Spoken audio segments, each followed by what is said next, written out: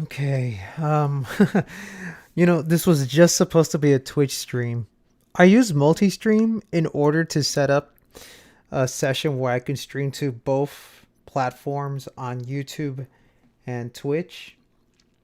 But I was running some tests on Discord to see if the bot that I set up for my Discord group would detect when someone goes live, and you know, I just wanted to have this be done through Twitch, and I made sure to disable the YouTube page, but for some reason, YouTube decided to carry on with the stream anyway. So, yeah, this really wasn't how I wanted you guys to see me anyway. But if you guys want to stick around, I guess you can enjoy the ride. Hold on a sec.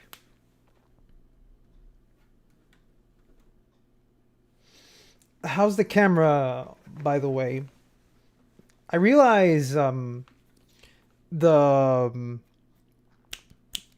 I realize that the screen from my webcam is kind of dark, and it's because I don't really have a light. I don't really have a light to shine on my face. So I think sometime in the weekend I'm going to go out and look for a lamp light or one of those ring lights, the kind that streamers use so that the light can shine brightly on their face. I just want to do that so that so that my streams, like whenever you see my face, it doesn't look muddy and dark. It's not like this. The reason it kind of looks muddy and dark is because the light is being shined from behind me, so you just see shadows up front here. Okay. So, please pardon the light, please pardon the mess. I'm not really good when it comes to these streaming sessions.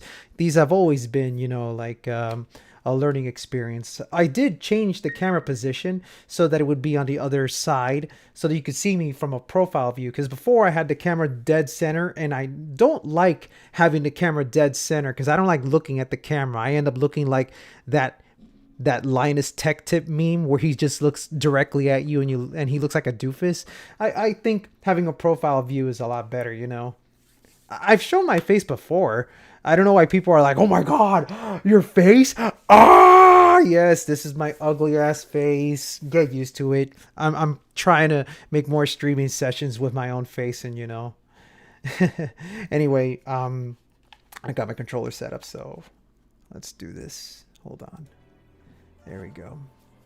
Let me know if you guys hear the audio of the game, if everything is running just fine. This is just me goofing around. I'll probably end up deleting this video on YouTube. But yeah, feel free to ask any questions if you just want to learn how to play this game. And actually, I would also recommend that if you want to learn more about Bayonetta, you should check out the description below this video, because I have a link to my Discord group called the Bayonetta Lab Corner. And that's a place where people can talk about Bayonetta from a technical level. Like, it's not about story talking, although you are free to talk about the story. It's more about discussing gameplay stuff and learning how to do these crazy combos like I do. And, if you have any questions, I'll be happy to respond to any of them that pop up in our Discord group. So, if that sounds like a cool place that you want to hang out in, join along. It's definitely a place that I want to try to build to allow other people to share their content, show off their combos. And, if they want to learn how to do all this crazy stuff like I do and, put them in a video, I'll help out, Anyway, I need to sit back. Need to make sure the microphone's a little close, and I just want to make sure it doesn't obstruct the view while I'm, streaming. Okay.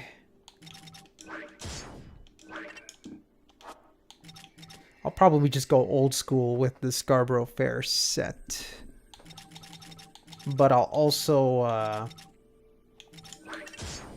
come around the corner with the Kushedra and the Durga Claws. Okay. I'm kind of rusty at this game because I haven't been playing this for a while, so forgive me if I'm not really showing you the best gameplay or anything, Most of this stuff is kind of run-of-the-mill for me now.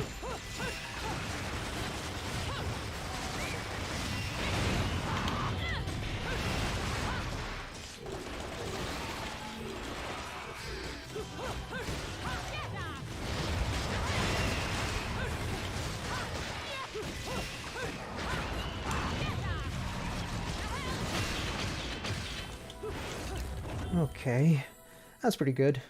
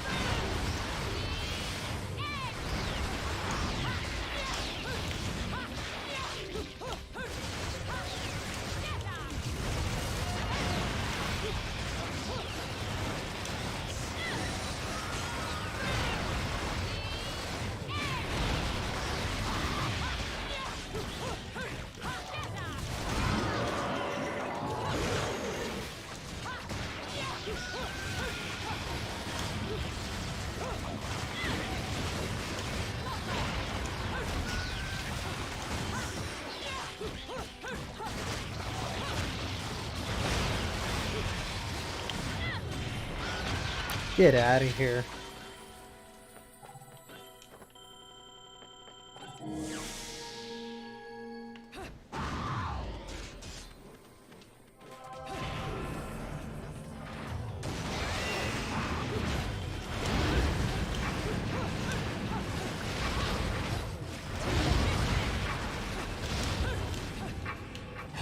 Oh boy.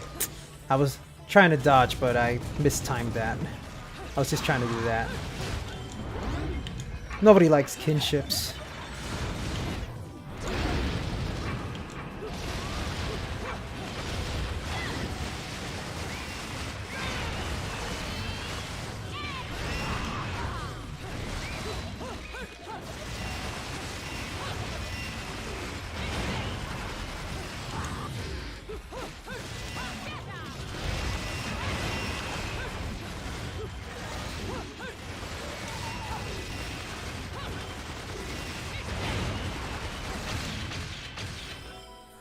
So how are you guys anyway? I'm kind of happy that you guys decided to tune in, even though I really didn't make any announcements for this.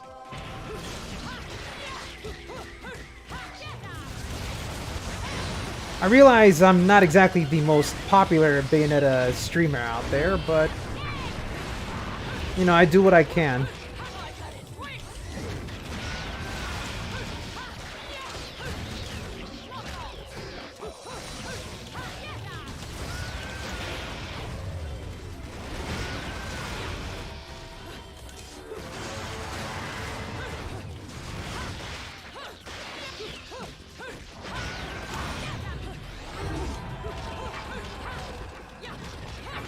I'll keep dropping my combos. I shouldn't be doing that.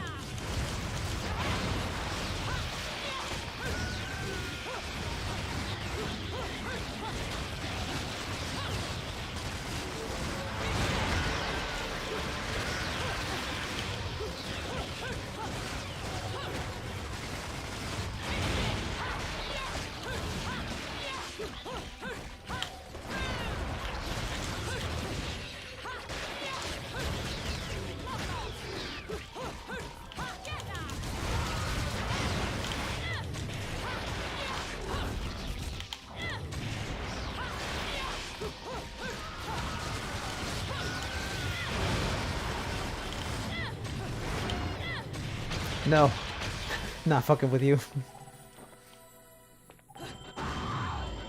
Literally, the only weapon I'm good with is Scarborough Fair. Well, I mean, you're already halfway there. If you're good with Scarborough Fair, you can transfer your Scarborough Fair skills into the other weapons, since the other weapons really do rely on the SF template. Although, really, the whole idea is understanding how the projectiles work, and a lot of these projectiles have really interesting twists to them, you know, like bazillions. Actually, the bazillions are my favorite weapons. I don't use them very often, but they are fun to mess around with.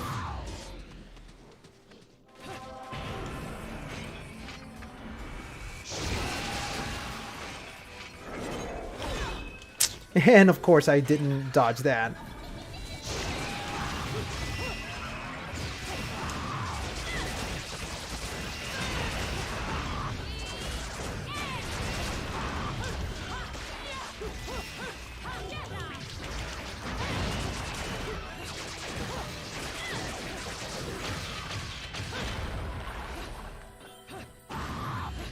Don't you know how to get John's tongue long? I mean, basically, unlocking all the weapons with John is about the same procedure as unlocking the weapons for Bayonetta, so it makes no real difference, you know? Let me change up the weapons. I like the Bazillions, but I think I'm gonna change this. And, oops, I'll change that. That should be good. Alright, let's see if we can make this work.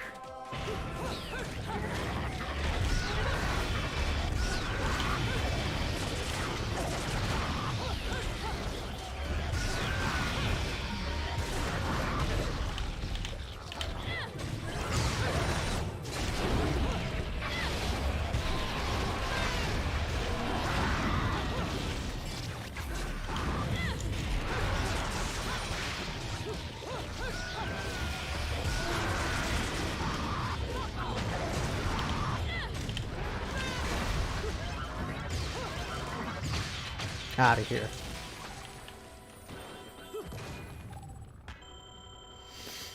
Absolutely. Combat never gets old in Bayonetta 1. There's so much more freedom to just messing around with the system, you know?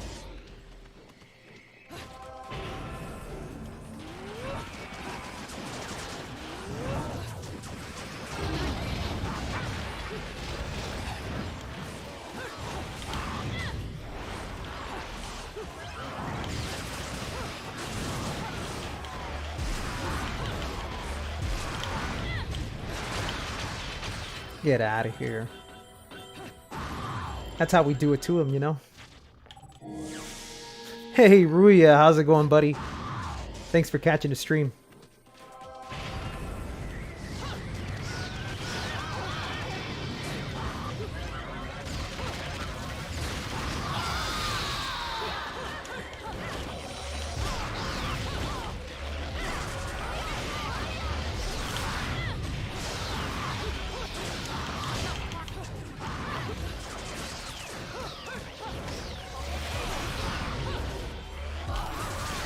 Oh, are you?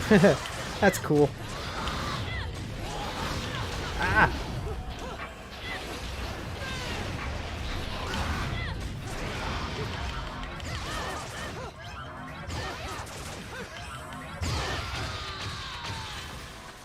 Is the freedom why I never see much of Bayonetta 2? That is yeah, that's kind of the problem with Bayonetta 2. Yeah, you're let me respond correctly to that. I don't know. I got so much things jumble up in my head. Is the freedom why I never see much of Bayonetta 2? Yes. But also a little bit of no, because it is possible to do cool combos in Bayonetta 2, but it requires a lot of specific setups. And the problem with these specific setups is that it kind of gets old after a while, and it's really difficult to come up with more big brain, cool looking combos in Bayonetta 2, whereas Bayonetta 1 has so much flexibility that there's a wider array of ways of killing enemies. It may not look wide because, you know, the game is very streamlined into this very simple punch, punch, kick, or, you know, these 2-button combo setups. But there's so much more flexibility to it than a lot of people realize. I've gone into so much detail about this before. I really don't want to be doing too much talking about Bayonetta 1 versus Bayonetta 2. I'm already sick and tired of that, you know? But listen, I also want to make it very clear that just because I'm very harsh with Bayonetta 2 doesn't mean I'm telling you don't play Bayonetta 2. And for that matter, I'm not really telling you to stop liking Bayonetta 2, because I have run into people who have asked me, should I not like Bayonetta 2 then? Because I like 2 more than 1. And I tell people that I'm critical about Bayonetta 2, but that doesn't mean that your opinion should change. I just think you should be a little bit more aware of the problems that 2 really does face. And the reason I'm very critical about it is because I really just want these Bayonetta games to be at the top of their game, you know what I mean? And since we're getting a third game, I really hope the third game listens to the hardcore audience that enjoys putting in more time into discovering these cool, intricate things. You know what I mean? But yeah, putting all that aside, like Jay is saying, Bayonetta 2 is a good game. It's just different.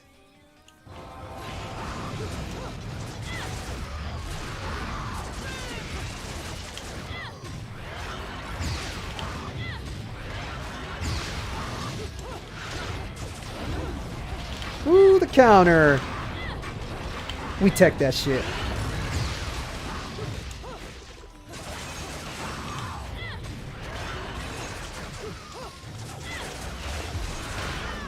And of course I messed that up. Oh boy.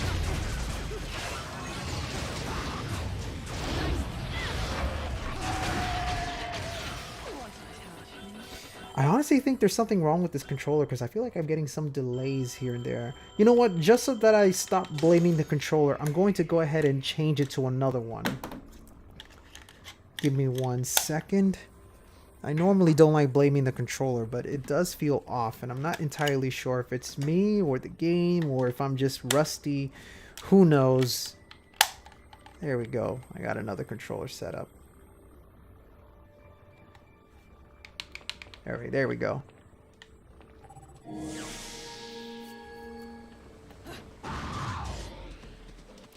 How do you get past 2 Johns? Very carefully, of course.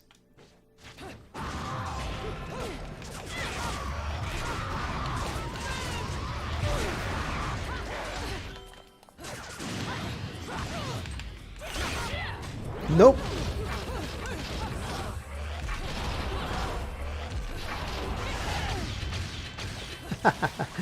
Oh, I love the perfect parries. They give me so much joy. However, I got a gold out of all that, so that must mean I'm terrible at this game. I'm so sorry, guys. I really am awful at Bayonetta.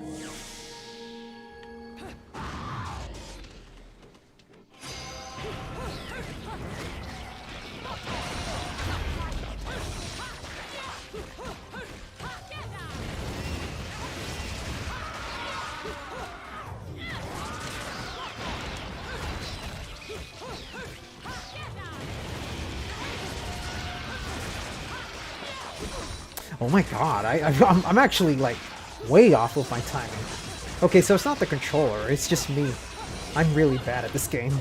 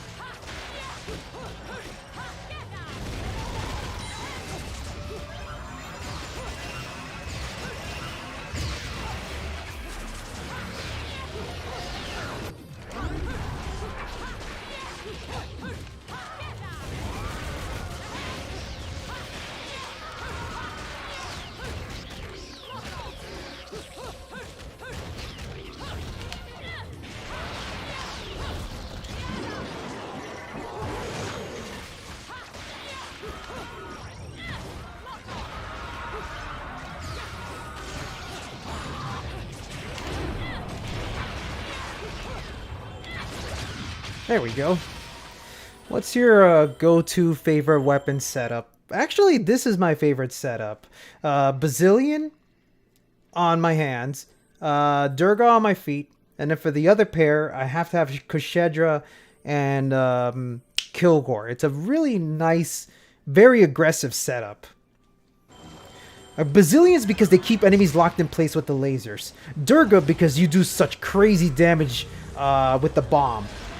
Kushedra because I love grabbing enemies.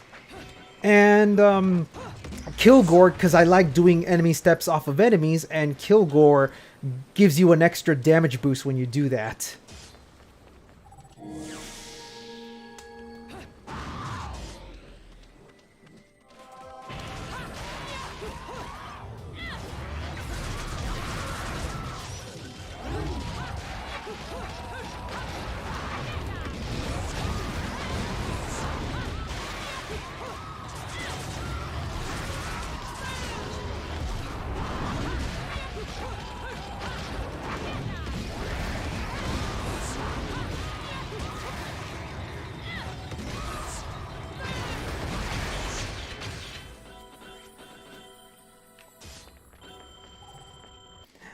Also, every once in a while, I do like having Saifeng and Shiraba equipped, because I think Shiraba and Saifeng work so well together, especially when you like doing creative combos, because Saifeng has that weapon toss thing that keeps enemies sustained in the air, which lets you do some crazy shit afterwards, you know?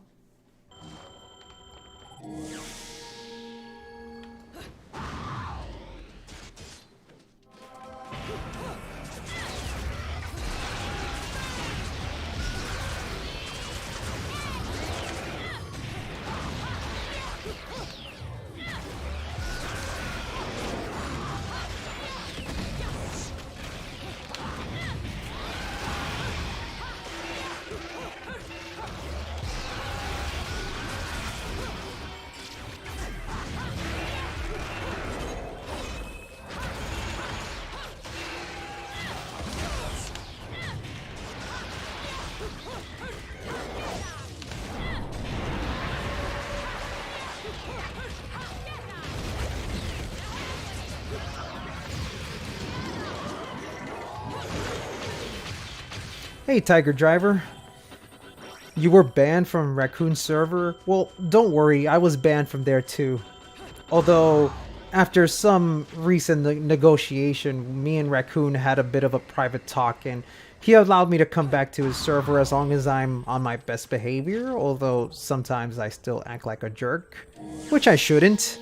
I'm well aware of the fact that I am very aggressive when it comes to online discussion. If at any moment I've made you guys feel uncomfortable with how aggressive I am online, I do apologize. I'm actually not that angry in real life.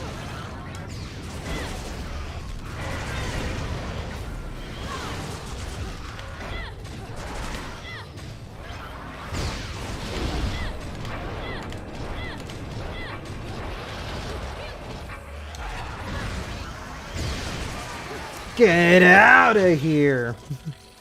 I hate those snakes. I really hate Inspireds. Next to Kinship, they're probably one of the worst enemies to fight against.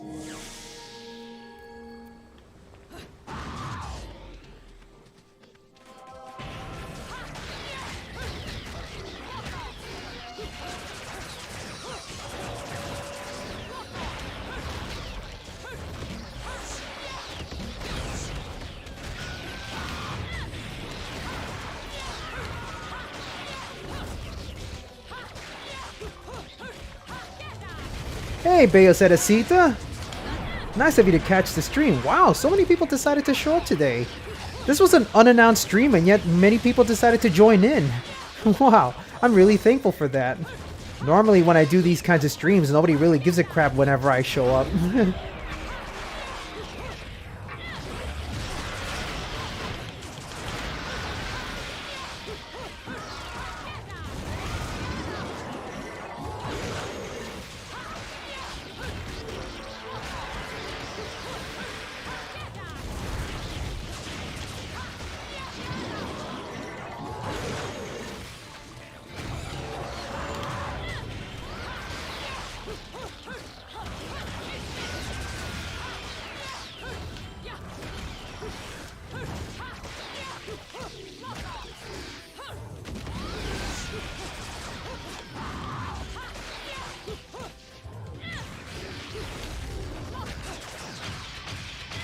Let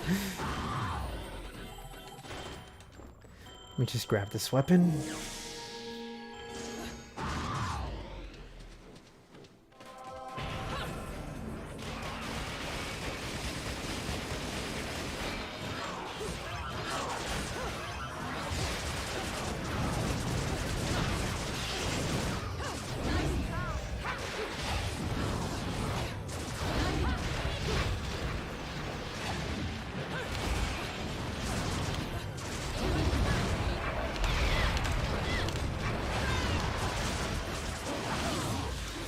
Damn it! I got hit one time by these dudes. God, I really suck at this game. I'm really sorry. Oh, but we got that parry in. Oh, get out of here! I was able to bring it right back up with that parry.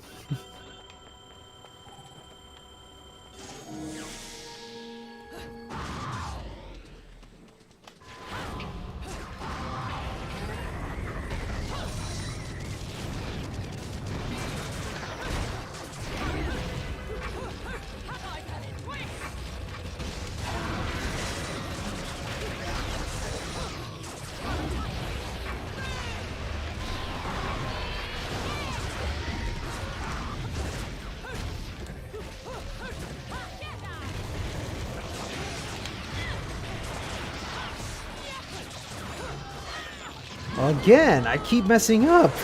I am so awful. Ugh. No, not that time.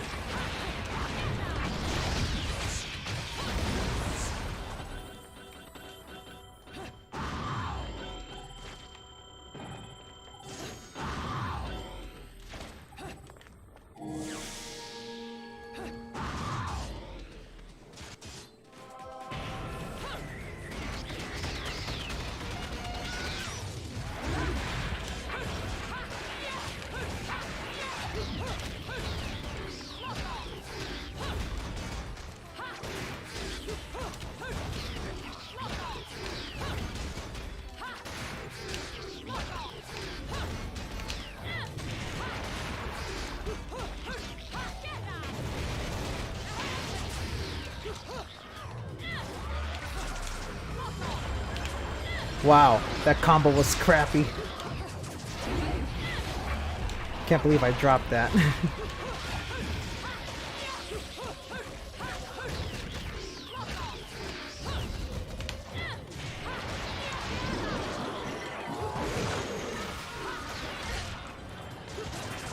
Oh, no!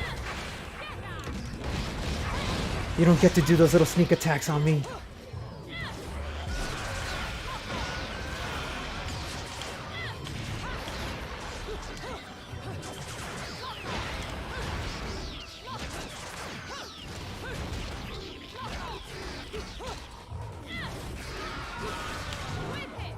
Ah, you had to get in my way, damn it. No!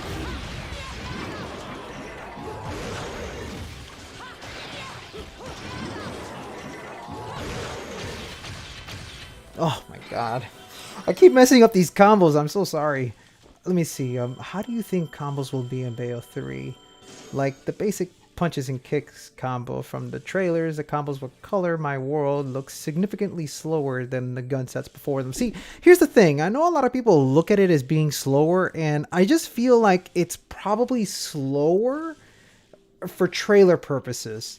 Because really, you got to think about it like this. These trailers, they need to be presentable. And if you just show the fast combat, it's going to leave players confused. There's more focus on the story here than the gameplay. And I think it's just because we kind of are expecting to see more of the same with the gameplay department. Say for, you know, the new stuff like being able to transform into all these new weapons and whatnot. You know, like how Bayonetta turned into that Gomorrah thing with the claws and shit.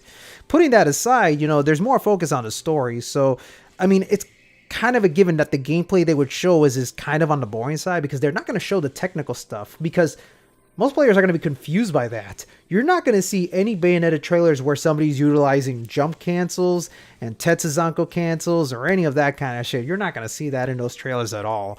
So I would say give it a chance. I'm going to give Bayonetta 3 a chance. When it comes out, I'm going to do my best to rip that game apart and find every little piece of mechanic that I can find.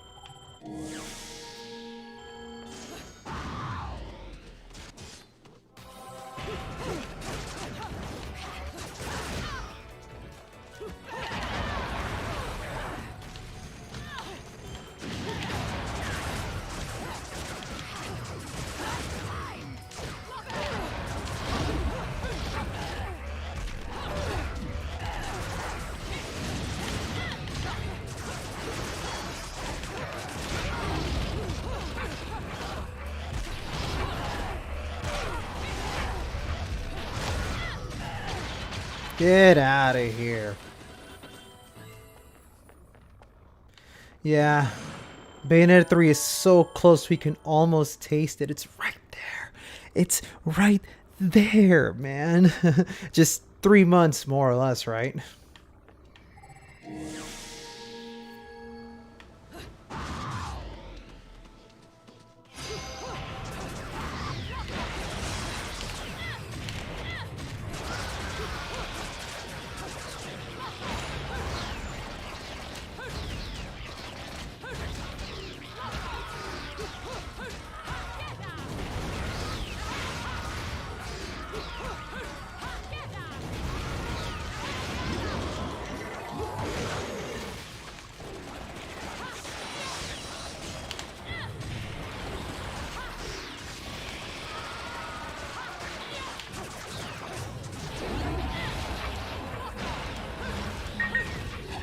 Oh crap, I forgot to put out the flames.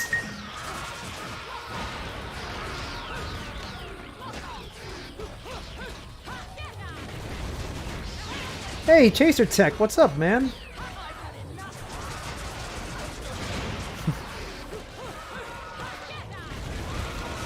I've just been here goofing around with Bayonetta. I haven't actually been playing this game for a while. I've been busy with other things. Like I'm supposed to finish up with my fist combo video, but I took a break from that game because it is such a headache trying to come up with new things without really succumbing to repeating the same thing over and over again. But I think maybe by the end of the week I should have enough clips for it so that I can finally put the video out, and then after that I'm gonna focus on other things. Like, I've also been playing Devil May Cry 4 a lot because I really, really would like to get better at that game. I'm still struggling with, you know, proper jump cancels and whatnot. Like, I mean, I know how to jump cancel and all that thing. The thing I'm having more troubles with is doing the inertia jump cancels. And also just trying to remember, like, where I left off with the weapons and where my style is. Because sometimes I overdo my style switching, so I end up going into Darkslayer when I shouldn't be. But I've kind of learned to work with it to my advantage, you know? I'm, like, way behind with a lot of these games.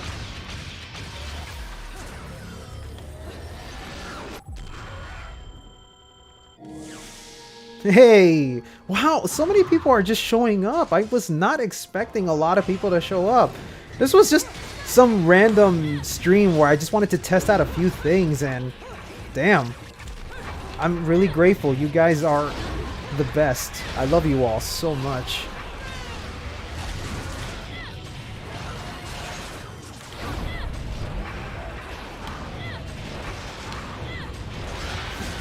Well, all right.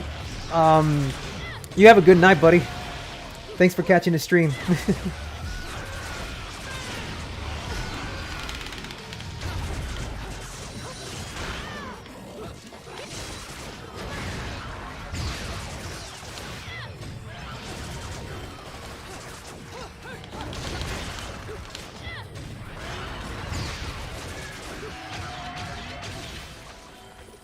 Peace out, man.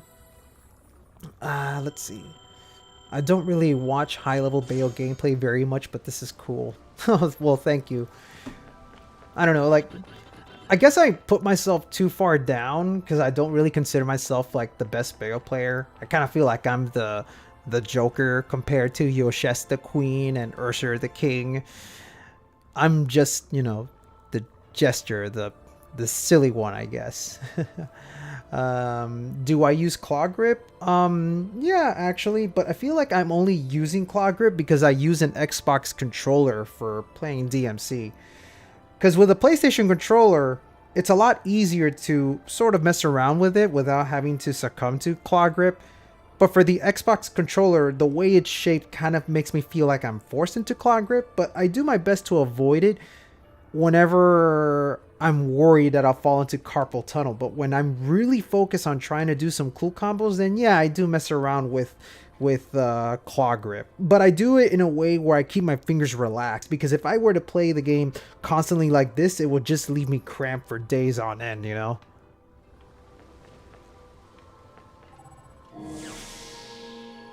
Maybe I should stream Devil May Cry 4 sometime in the future.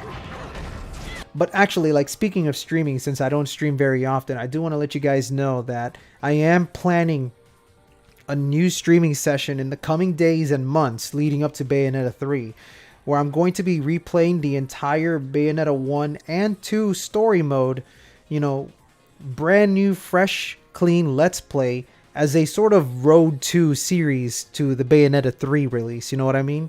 I've done it before with like the PlayStation 4 release of Bayonetta, but I was mainly skipping the story.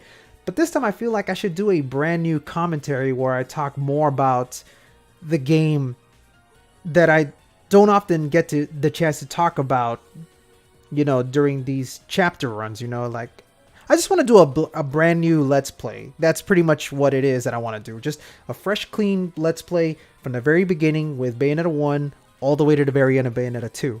And the funny thing is, I had started a Let's Play for Bayonetta 2 a long time ago, but I kind of quit halfway because I got bored of that game. But considering how the third game is coming out, I should really actually fulfill the promise of playing Bayonetta 2 in its entirety, because I have the terrible habit of leaving things incomplete if it's a game that just rubs me the wrong way, you know.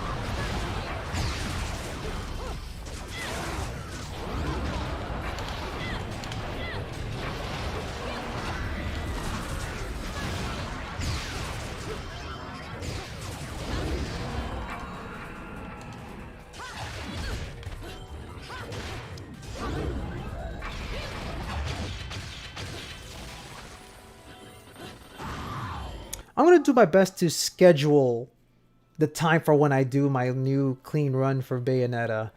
I'm going to try and do it weeknights between Monday through Friday. Maybe try to use Saturday mornings to finish off whatever I can, you know.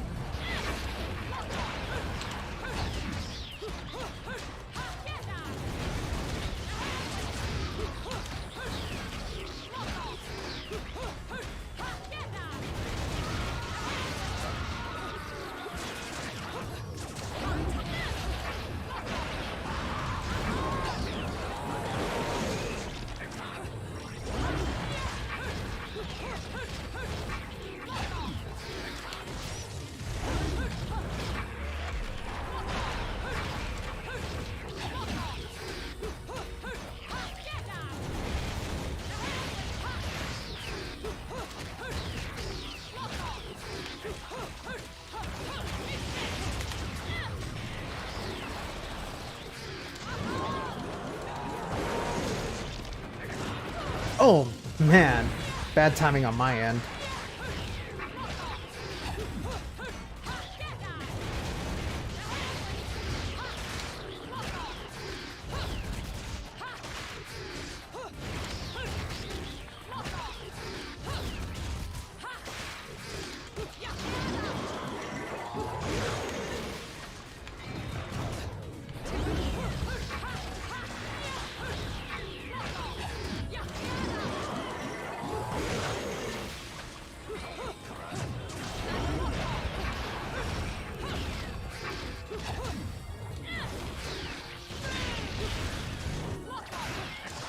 Oh, no!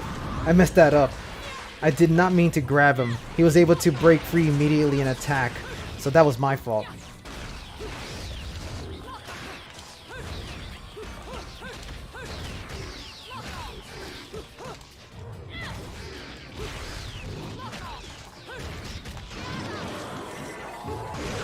Yeah, that was a pretty decent combo. Not the best, but hey, you know.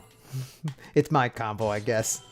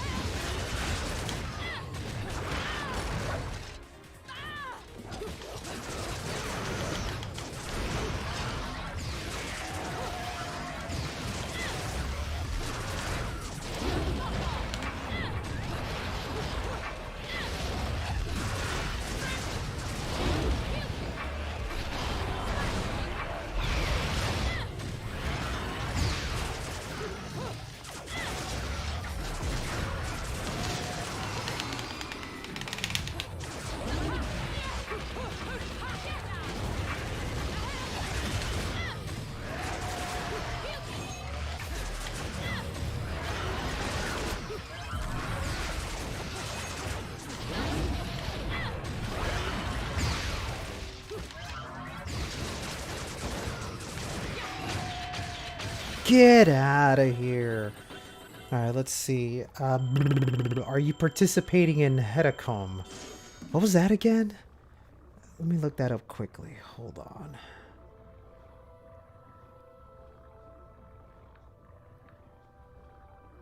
A freestyle tournament hosted by OCW, and you could submit other games besides DMC, including Bayonetta.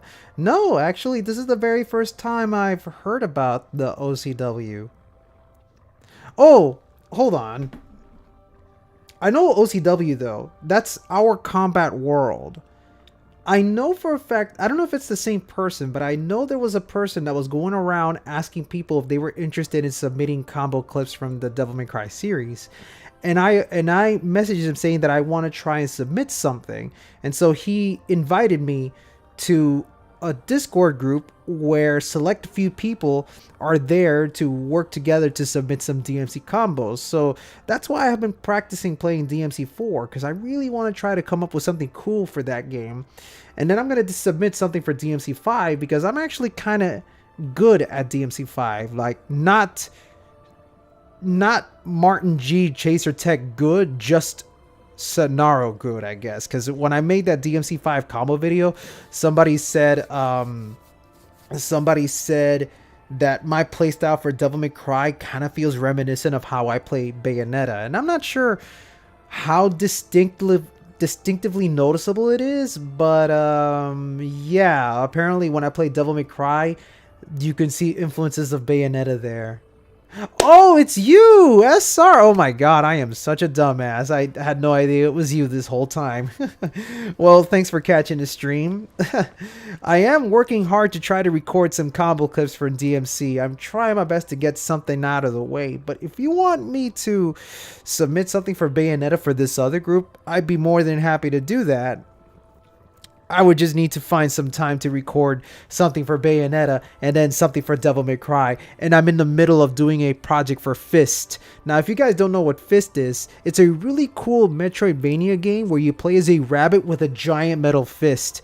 And it's not super crazy. It's not Devil May Cry levels of combat craziness, but the combos that you can create in a game are actually kind of cool. And so I'm trying my best to make a really good video for you guys to watch, because I really want to get the word out that this is a game worth playing.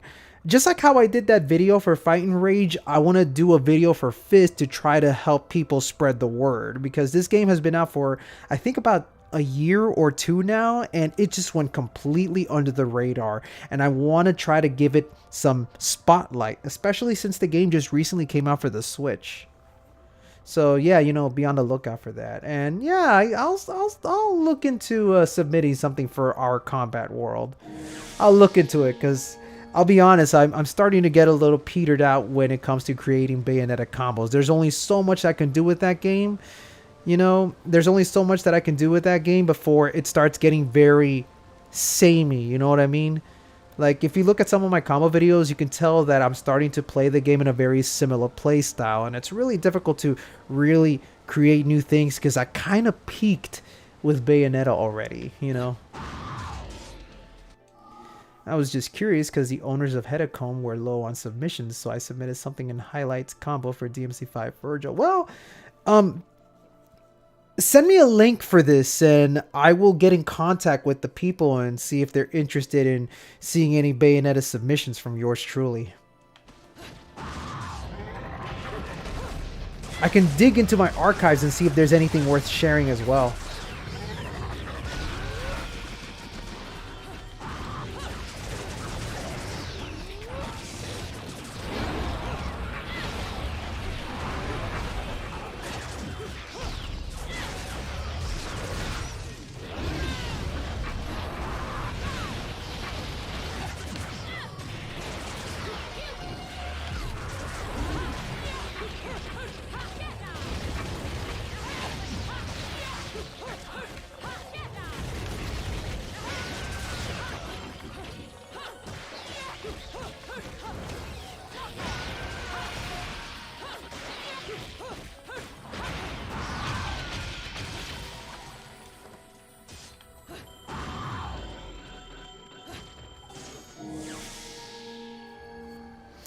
Let's see, what sort of new ideas for techniques do you have that would be cool if added into Bayonetta 3?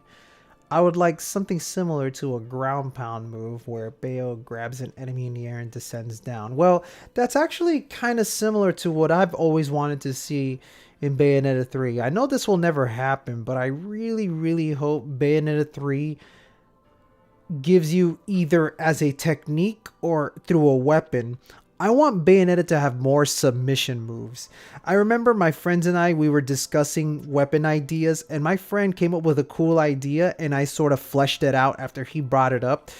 My friend made this silly recommendation, or he came up with this silly idea that he would love to see Bayonetta wear a luchador costume. So I said, bruh, imagine if there was a weapon where she had these claws and it made her a luchador type of player, where, you know, she has regular punches, you know, kind of like the Scarborough Fair, but without any guns. She just straight up does melee punches. But if you hold down the button, when you do the punch, she goes for a grab. And when you do a grab, you mash the punch button in order to continue squeezing them and, you know, damaging the enemies. And if you're in the air and you're doing these punch combos and you grab the enemy, you can then throw them to the ground or just toss them into the air like Hagar. I just want submission moves like that, you know? And I remember when I was playing as, what's that Pokemon's name? I forgot his name. I haven't played Smash Brothers in forever, but in Smash Brothers Ultimate, there's a cat Pokemon that is a wrestler, and every time he fights, he's always taunting, which powers him up. So I want like Bayonetta to have a luchador costume where every time you taunt, you're powering yourself up because you're taunting and making the audience cheer for you, which means that your next attack will be even more damaging. You know, kind of like Beowulf in Skullgirls. I would totally love to see that. That's never going to happen, though. You know, we're never going to have that kind of awesomeness in Bayonetta, you know, but I would love to see something like that. But realistically, I kind of expect Bayonetta to get some sort of rifle in Bayonetta 3, because I'm kind of surprised that Bayonetta doesn't already have a weapon that's a bayonet, you know? And if we get a bayonet, I would love that rifle with the sword attached in the front, where she could just stick the thing on the floor and then start spinning, you know, kind of like Dante's Crazy Dance in DMC3. I would love to see that.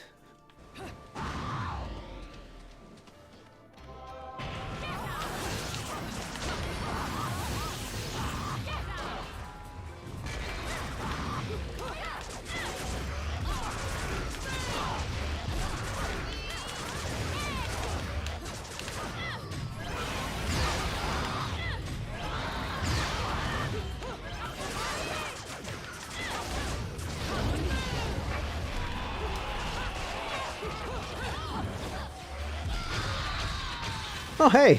I love Skullgirls. I used to play that game for a while. My mains are Beowulf and Big Band. I love those guys a lot, especially Big Band. Because in a lot of fighting games, I love playing as the heavy character. I love playing as the heavy character in a lot of fighting games. I play as Tager in Blaze Blue.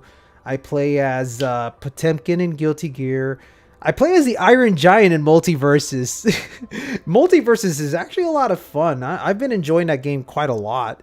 It's not the greatest Smash clone out there, but I don't think it's supposed to be a Smash clone, even if it is a platform fighter. It has different rules, different play style, and it's a thing all its own. And it's actually quite a lot of fun if you don't try to treat it like a Smash game, where, especially if you're one of those Melee fanatics, where Smash Bros. Melee was a really good game because it felt so tight and fluid. You're not going to expect that out of Multiverses. Multiverses is a very floaty, dodgy kind of game, but it can still be a lot of fun when you find the right character. And it's funny because they recently released LeBron James for Multiverses, and he's surprisingly fun. Like, holy cow. He's actually the kind of character I kind of wanted Shaq Fu to be, or I wanted Shaquille O'Neal to. LeBron James' fighting style in Multiverses is how I imagined Shaquille O'Neal should have been doing in his Shaq Fu reboot. Because I remember when they announced Shaq Fu the reboot, I was like, I remember they were saying shit like, "Oh, we're taking inspirations from Devil May Cry, we're taking inspirations from Streets of Rage, Bayonetta," and here I am imagining, oh my god, imagine a basketball action game, because I can imagine it, because basketball can be kind of stylish with the way you dribble and whatnot. So imagine being a stylish action fighter, but you're also fighting with a basketball, and LeBron James kind of bridges the idea of what I want to see out of that. It's just a shame that the Shaq Fu game that came out is just a generic beat 'em up, you know, punchy wunchy, wishy washy kind of game. Damn it. My expectations always go so up high when I hear a concept rather than the gameplay, you know? It's not the Miami Heat version of LeBron's, which is a shame because, you know, like here in Miami, like I live in Miami, we got so much LeBron James fans. And I remember when everyone heard about LeBron James getting drafted, we were so fucking pissed. Because I work in a company, like, without giving too much info away, because I'm really not allowed to say where I work at. But I work in a company where we work closely with a lot of sports team. And we do like t-shirt designs and whatnot. And we had a lineup of t-shirts ready to go that were all designed around LeBron James. But when we heard he was getting drafted, half of those designs had to be discarded because of the change. And it's like, fuck, that's a lot of money down the drain. Damn. So we were kind of pissed off when that happened.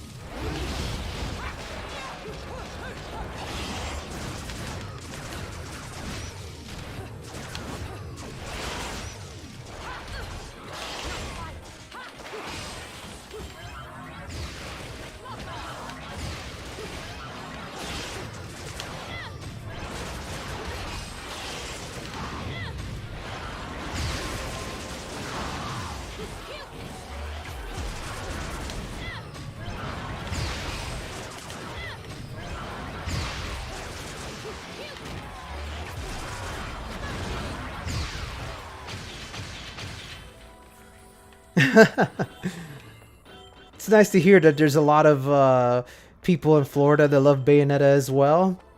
I guess I'm not the only one.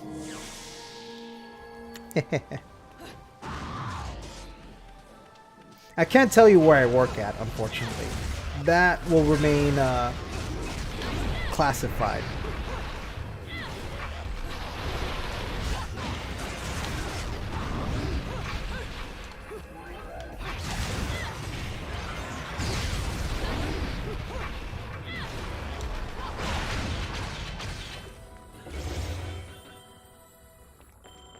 Oh man, the Vanquish remaster game is a masterpiece. I'm so glad it finally came out on PC.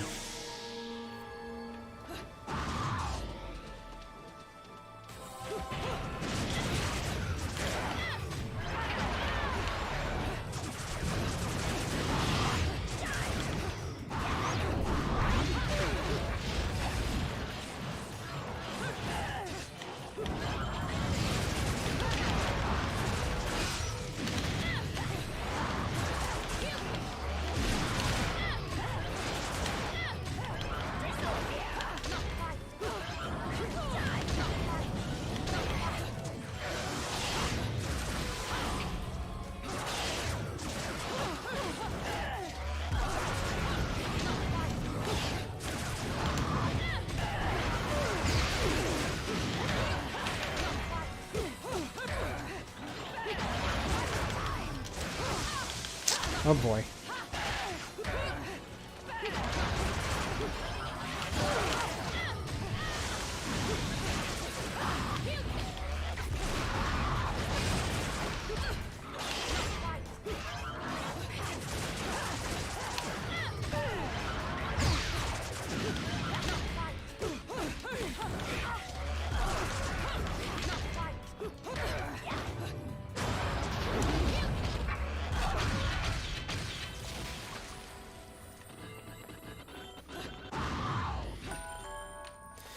Wow, a gold again.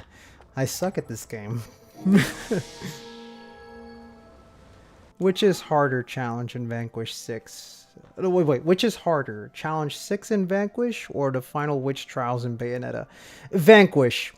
Easily Vanquish is the hardest challenge because you don't get much leg room to survive in Challenge 6. You have to go in there guns a-blazing with so much knowledge behind the Vanquish control system. At least with Bayonetta, there are ways of finding the cheap way out. One of the easiest ways to get through Angel Slayer is to simply move the camera away from the enemies, because enemies do not attack you when they are not in camera view. So as long as you keep the camera away from the enemies, they will never attack you. With that kind of knowledge, you can get away with a lot of things. That's why in a lot of those witch trial videos where you see people just cheesing it through, whenever they're fighting against the final boss, which is, spoiler alert, Bayonetta herself, a lot of the strategy is to get Shirava or Pillow Talk, run away, charge your sword, and keep the camera away from Bayonetta, because when you face the camera away from your opponent, she'll just slowly walk up to you. She won't even throw a punch until one little pixel of her body appears on screen. So it's really easy to cheat. It's really easy to cheese Bayonetta when you know how the camera system works. The only enemy that doesn't attack, or I should say the only enemy that does attack off screen, are the Joys. Everyone else, they will never attack you. It's like you're not even there.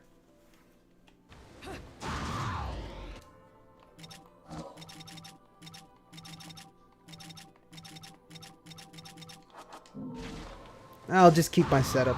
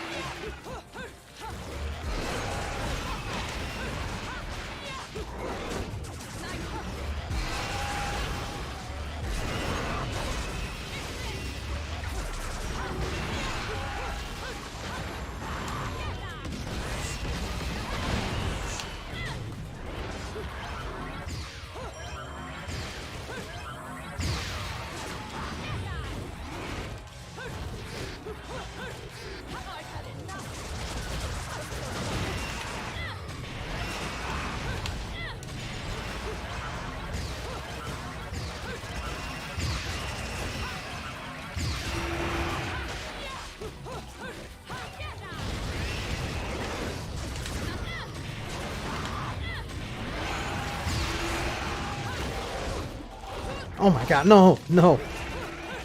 I hate these stingrays. Once you get hit by them, you get stuck in a combo.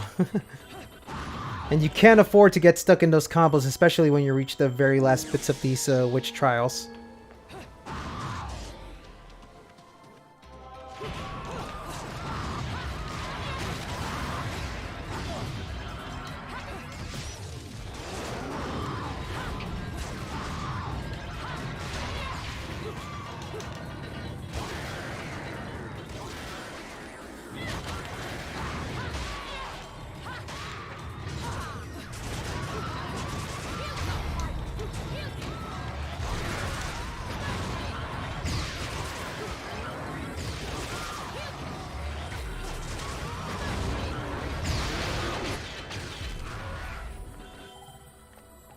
Oh boy, it's getting worse now. I might end up dying, so in the interest of trying to keep myself alive, I'm probably gonna start using that little taunt trick.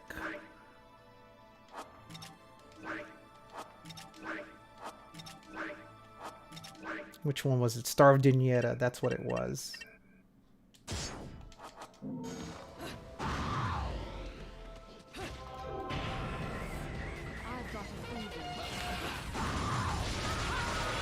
Just gotta make sure to leave one enemy.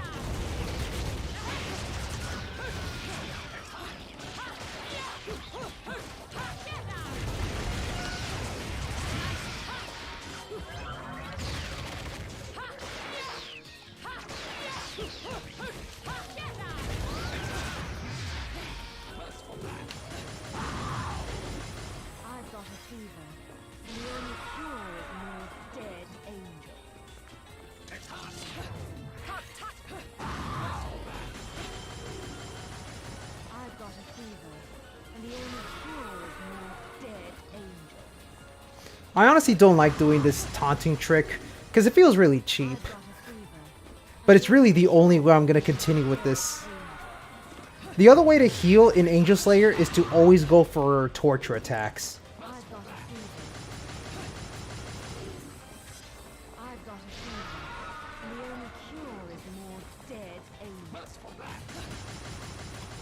Thankfully, this angel's really stupid.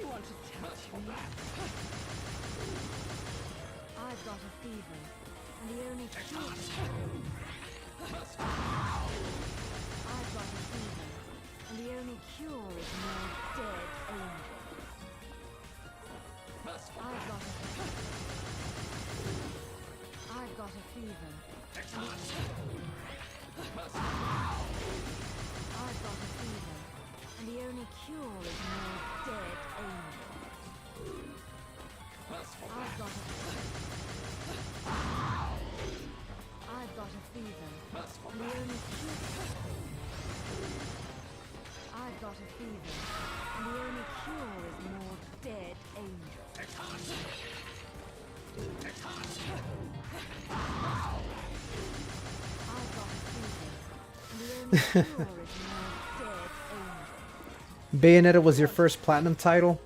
My first platinum title was Mad World. I should really dedicate a little stream to Mad World as well. Something I want to do in the future is cover all of the games by Platinum. Actually, funny story. So, I actually did go out of my way to find... actually, I went out of my way to hook up my Wii U and mod it so that I can be able to play GameCube games on it. And I'm also able to run Wii games off of it without having to put in a disc. Everything is all stored inside a hard drive. And with that, I am able to plug my Wii U through HDMI so I can do HDMI capture and I can be able to stream Mad World this way. But on top of Mad World, I was also able to hook up my old Xbox 360 through HDMI as well. I actually had to get another Xbox 360 with an HDMI port because my other 360 was the first model which didn't have HDMI. So now I have a second model that has HDMI support, and with that I am able to play games such as Anarchy Reigns, which unfortunately never got ported to PC, nor did it get a backwards compatibility support. So in the future, I would like to stream Anarchy Reigns as well. But even better, recently, I think it was a month ago, I requested in my company for a new computer. I requested a new computer because the one that I had been using was reaching about 10 years old, and it was starting to show signs of poor performance. So I requested my boss if I can get a new computer, because I was told by some of my coworkers that I should talk about this I should bring this up to human resources and the tech guy and my boss to see if I can get a replacement. And I actually ended up getting a Mac laptop, a state-of-the-art laptop that was released a year ago. And it's a really good laptop. And I want to make it very clear, I'm not really a Mac user. I don't like using Macs in general. I'm more of a PC, Windows kind of player. But Mac is really good at running apps like Photoshop and Illustrator, and that's what I normally have to use every day at work. It didn't dawn upon me until a week ago that I have a Mac laptop. That means I have access to Apple Arcade, which means I have access to World of Demons. That little obscure game made by Platinum Games that a lot of people forgot? I can definitely stream that. But I'll stream it after I'm done with my Bayonetta 1 and 2 and 3 stream. Like, probably in the following year, I will do a all Platinum Games marathon. I have a lot of games made by Platinum that I would like to cover. Mad World. I already covered Bayonetta. I want to revisit Vanquish. I want to play Anarchy Reigns, Transformers Devastation, Metal Gear Rising. There's a lot to pick out. I probably won't do a Nier Automata stream because I really don't think those kinds of large games are good enough for me to be able to stream, unless you guys are willing to watch the whole thing. But maybe I'll do it. I don't know. Is it possible to play World of Demons with a pad? Yes, you can definitely play with a pad. In fact, Apple Arcade allows people to use their Xbox controllers. And I know Platinum Games reconfigured the game so that you can use a controller. So yeah, in the future, I would like to cover Wonderful 101. I've already covered Wonderful 101 to death. What I mean to say is, like, World of Demons, I would love to cover World of Demons with the controller. And yeah, I would like to revisit Wonderful 101 as well.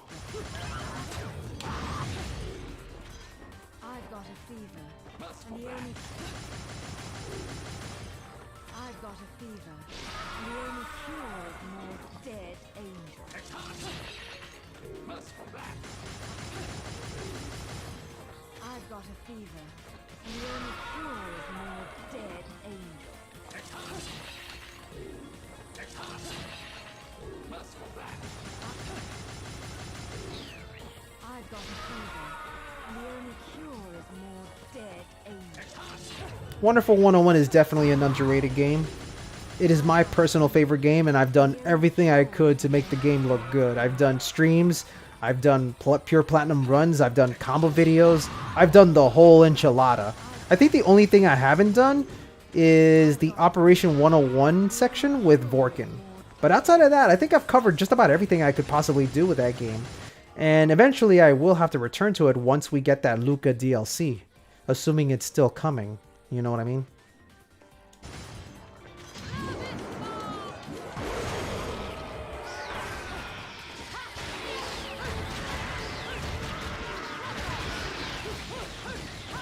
Sales were not that good.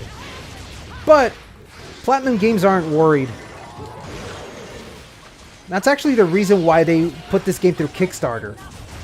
Because they knew that the game wasn't going to sell well, so they wanted to use the money from the Kickstarter to keep themselves sustained. A lot of people see it as a scummy business, but Platinum Games made it very clear that they were going to release the game on every platform. They just wanted to engage interest with the audience.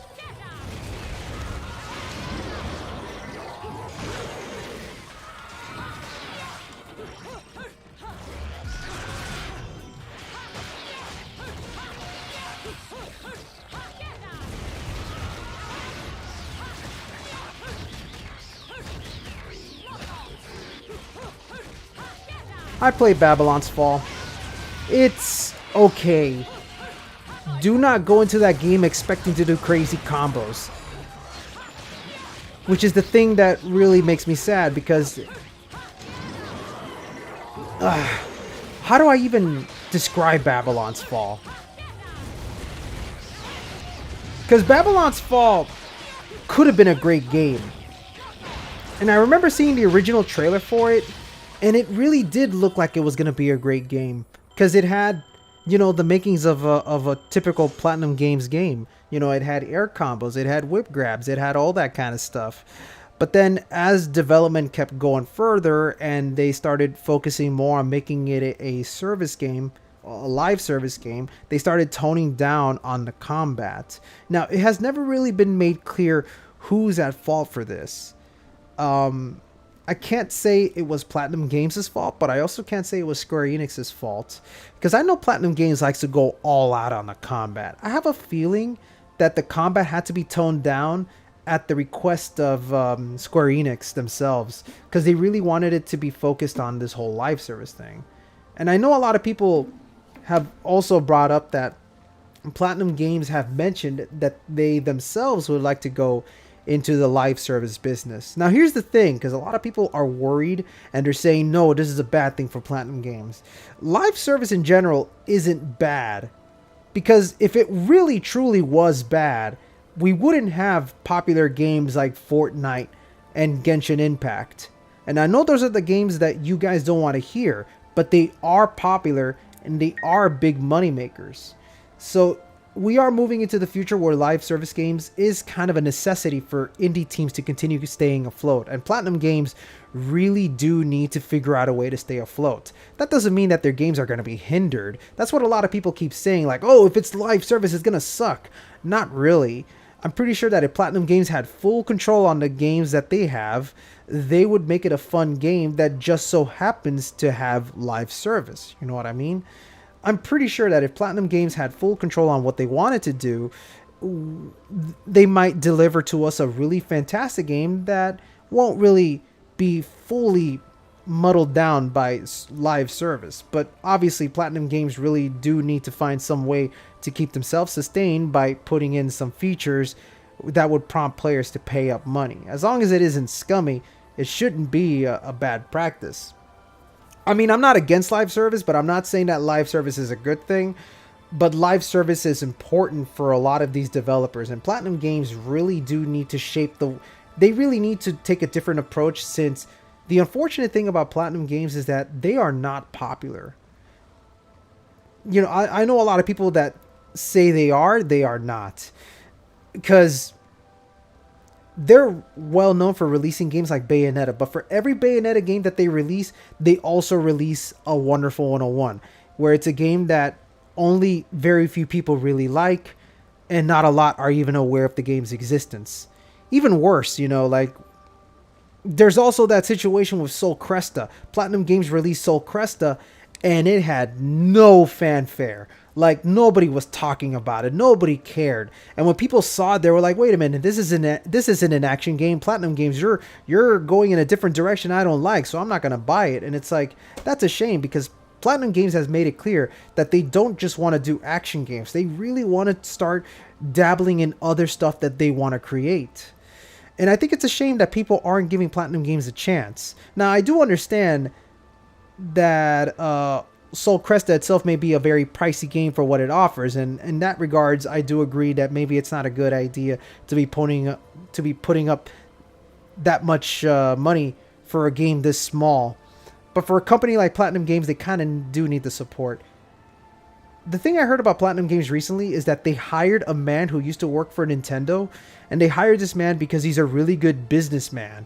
And I think that's a very important thing for Platinum Games to do. They really need an efficient businessman to help shape Platinum Games moving forward, because Platinum Games are good at making games. They're not good at marketing games. That's one of the biggest that's one of the biggest obstacles that Platinum Games are facing right now. They can make the greatest game in the world, but if it's not Bayonetta, not a lot of people are going to care. For that matter, if it's not an action game, people are not going to care. That's what happened with Soul Cresta, unfortunately. Yeah, Platinum Games are always gonna have that cult following. But the problem is that now that they're an independent team, they can't just rely on cult followings. They need something. They need something to put their foot in the door. I really think that if they follow what Genshin Impact is doing, they might actually be able to produce a really cool live service game that has really cool combat, but it also has stuff for people that are willing to pony up some money so they can get some cool skins out of it, you know? Like, I'm not a smart man. I'm only saying how I feel things should go. And I like being the devil's advocate for a lot of things. Because I know on Twitter and on Reddit, people like to doom post Platinum Games. I see people constantly saying, no, Platinum Games are doomed. They're going to die if they do live service. Well, what's the alternative choice? Are you going to seriously buy a new IP from Platinum Games if it's totally different and if it's not an action game? Because you guys are worried that Platinum Games are going to die, but you're not buying Sol Cresta. So, what's it going to be? Platinum Games are in a very difficult situation. They really don't have the best card dealt to them. You know what I mean? That's why they need to do these practices.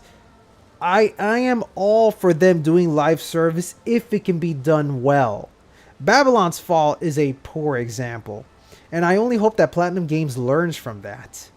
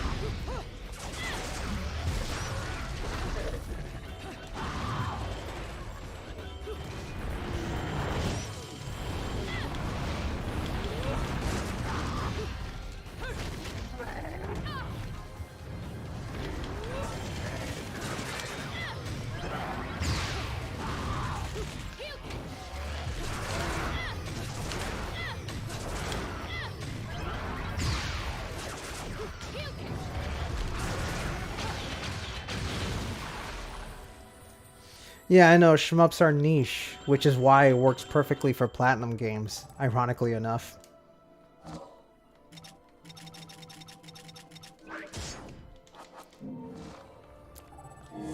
I want to make it very clear that I do support Platinum Games, but I'm also not a bootlicker. I can call the faults that Platinum Games has done along the way. Still though, I really hope that Platinum Games get out of this rut once and for all.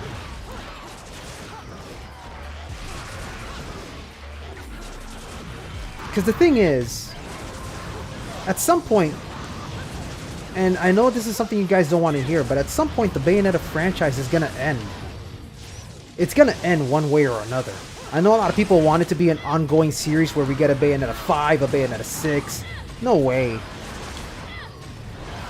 I feel much more comfortable having a series that has a good ending rather than just continuing to be a corpse. Or I should say, like, I don't want the Bayonetta franchise to fall into this state where every new game keeps getting... I don't know how to explain it. Like, I need to find the right choice of words here. I don't like it when a series continues to exist simply because it's popular. I know that's not something a lot of people like to hear, and I know that sounds a little weird because if a game is popular, it should always have sequels, right? True, yeah. But I also think it's important to try to keep a series condensed into a nice package so you get a full experience. You know what I mean? Because imagine if we start getting Bayonetta 4, Bayonetta 5, Bayonetta 6. Each game is going to end up being very different from the last, and a lot of people are already indifferent about Bayonetta 3, you know? I would rather Bayonetta ends with the third game, as long as it's a good ending and as long as the gameplay lives up to its legacy. But I'm not against, you know, the idea of there being a Bayonetta 4 or 5. I'm not against it. I just hope that if the series continues to move on, that it doesn't stray away from what the Bayonetta formula has always been about. Yeah, I know.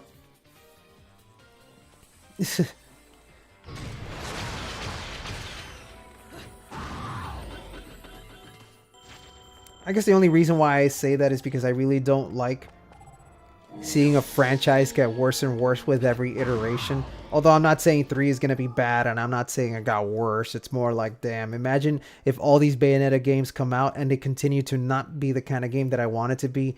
Where does that leave me, you know?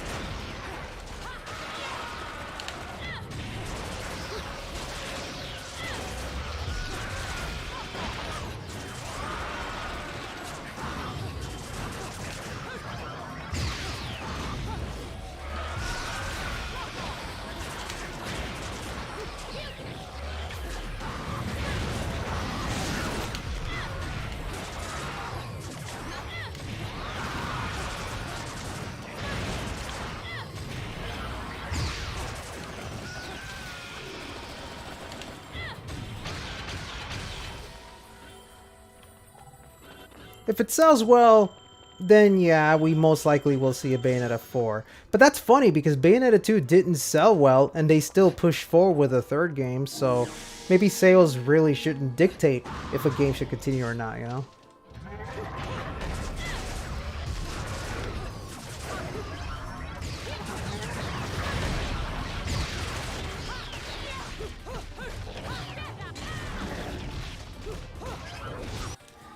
If Bayonetta ends, there is less good game series I can play. I mean, have you considered that maybe Platinum Games could come up with something new that's good? I mean, in my personal opinion, Wonderful 101 is way better than Bayonetta. Surely at some point Platinum Games would be able to put together an amazing game that would one-up Bayonetta and Wonderful 101, don't you think?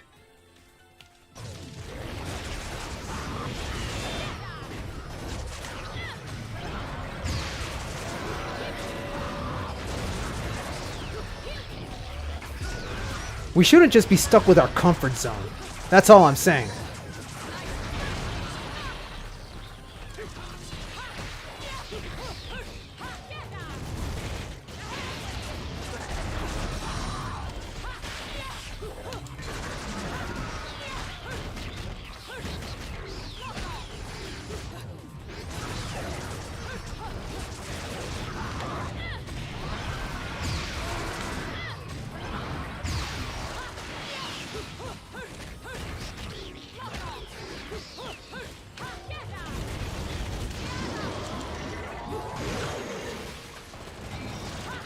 Bayonetta 15, let's go.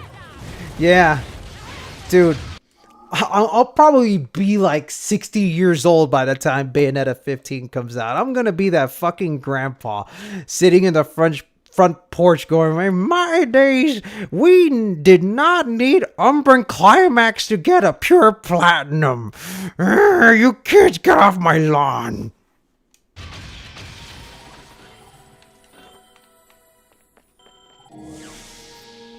Watch, they're gonna come up with a Bayonetta game where you don't even need to use your hands.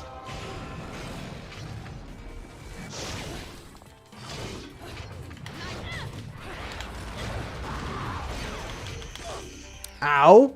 Wait, don't I have the Mona Mahakala equipped? I do. How come I didn't activate that?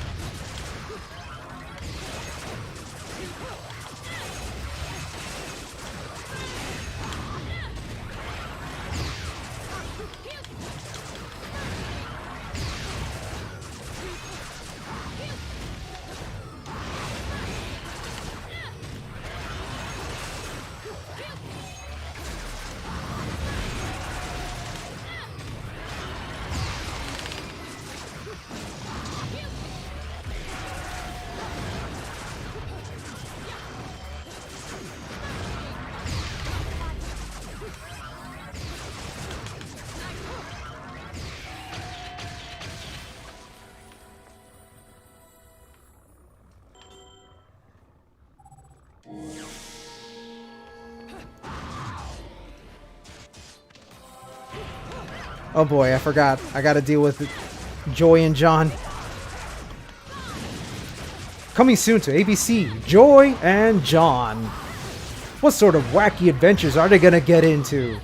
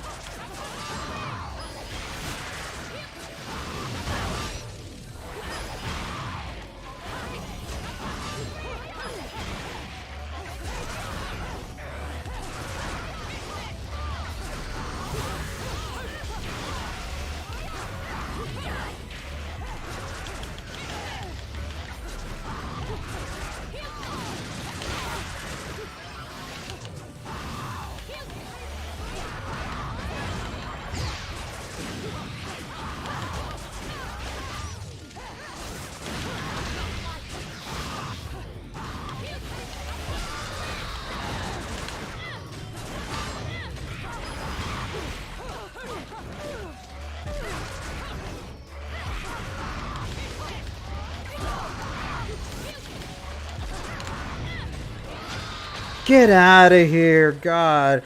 I hate fighting against Joy and John. Coming soon to ABC.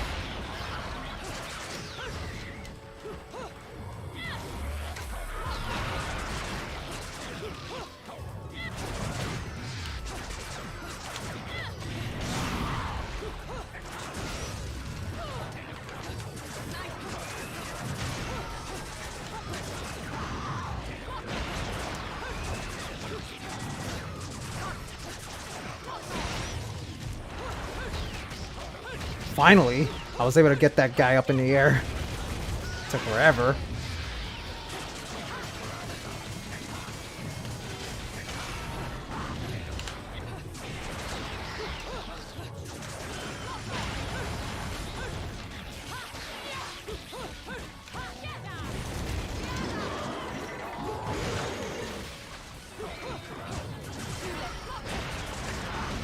No! Oh my god. One hit and I take so much damage.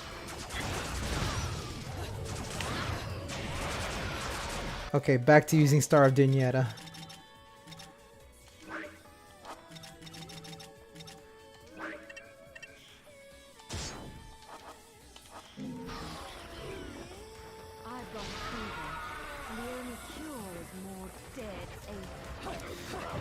So hold on, let me look at the chat because I was like too busy focusing on this. Let's see. Soul games combat is fairly simplistic, but that's not where they really shine. Oh, someone was asking me if I like the Souls games. Well, I've only played Dark Souls 1, and then I briefly played 2. I really loved Dark Souls 1. I thought it was a good game. It was very different from what I would typically expect out of, you know, most other action games that I play. But it's not like because here's the thing, a lot of people seem to get like a lot of people misunderstand me. They think I'm supposed to be some sort of action games guru, so that means that I'm only gonna play action games that are fast and crazy and wild like Bayonetta. No. No, on the contrary, I try to find a lot more slower paced games in my spare time. Would you guys believe me if I told you that on top of the Bayonetta franchise, my favorite video game series is the Myst series? I don't know if you guys have ever heard of Myst or Riven or Exile or Abduction, but those are very slow. Um, those are very slow puzzle games, and I like playing tranquil games like those. I love those games quite a lot. They're really good classic puzzle games that I used to play growing up as a child. When I was a little kid, my dad would have a computer and he would set me up to try these old computer games, and I would play stuff like Myst and The Crystal Key and Titanic. And those are games that I loved growing up. Of course, growing up, there were a lot of other games that I played, such as, I grew up with the Sega Genesis, so I loved playing Sonic the Hedgehog and Earthworm Jim. I also had a Super Nintendo, so I loved playing Donkey Kong. I mean, I love playing all kinds of games. I'm not just about action games. That's what people paint me as, but no, there's so many other games that I like playing. It's just that I don't really cover that on my channel because, yeah, people do expect me to just be playing action games, so I guess that's what I do with my channel, and I've put myself into that corner now, especially with Bayonetta. But yeah, no, like I do like playing slower paced stuff, such as, like I said, Myst. And Dark Souls felt like a pretty tranquil game for me to play. Yeah, it is a very tough game. Not the toughest game in the world like everyone makes it out to be, but they are challenging. It requires you to have an eye, maybe two eyes, and that way with both of those eyes you'll be able to see those attacks coming a million miles away. There are a lot of games that I have yet to get around to. Like, I know I played Ninja Gaiden Black. I did a stream for that, and it's a stream that I highly regret because holy shit, I got angry when I was playing that game. But I've actually given that game a second chance, and I was playing it for a while on my own spare time, and I'm starting to understand how Ninja Gaiden Black really does work. So I think in the future I'll cover that game again. I don't know when, but yeah, someday. But yeah, I just want to let you guys know that I like playing all sorts of games. I'm sure if you find me on Steam, you'll see that I have a long plethora of games that I like to play. Fighting games, puzzle games, racing games. I like all that shit. It's not always just action games.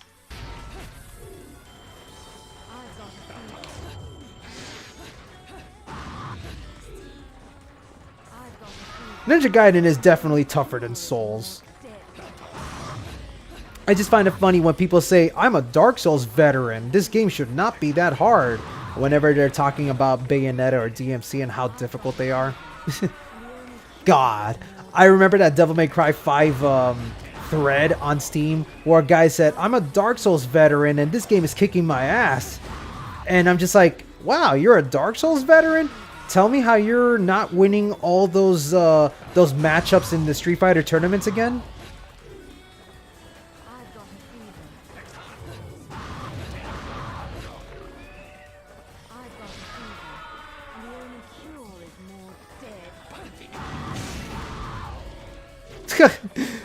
Yeah, right? I would probably have a tough time playing Mahjong because I don't know how to play Mahjong. I'd be sitting there going, this is like checkers, right?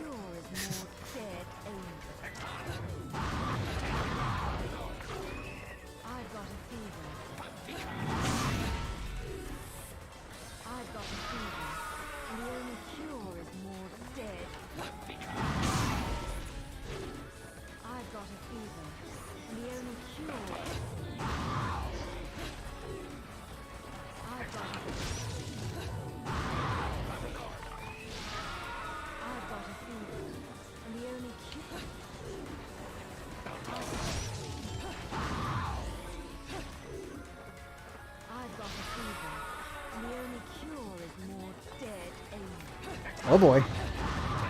Camera decided to rotate on its own for some reason.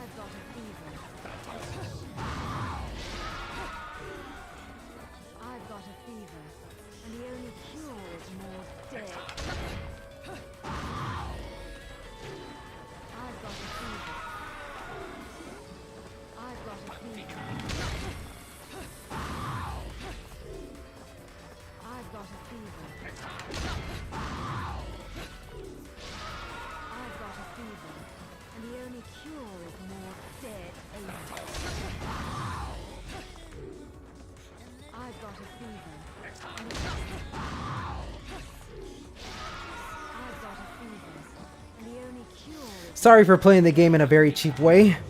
Again, I must reiterate, I am not good at this game.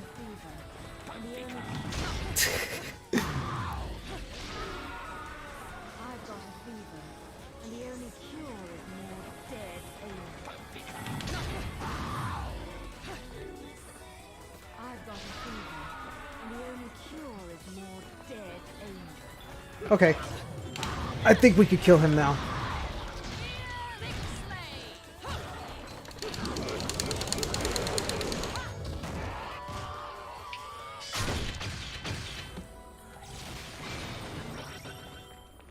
How close am I to getting to Bayonetta, actually? I kinda lost count of where I was in terms of verses. I'm pretty sure it's not that long.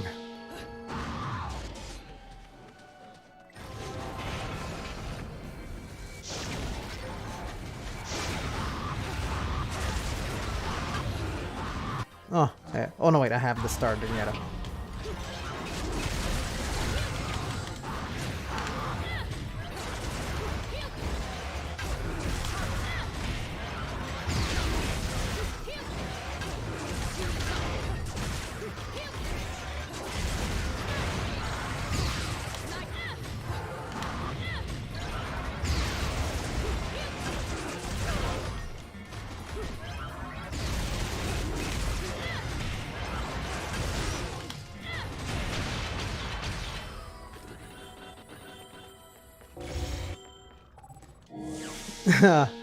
Yeah. I guess I shouldn't be too harsh with myself.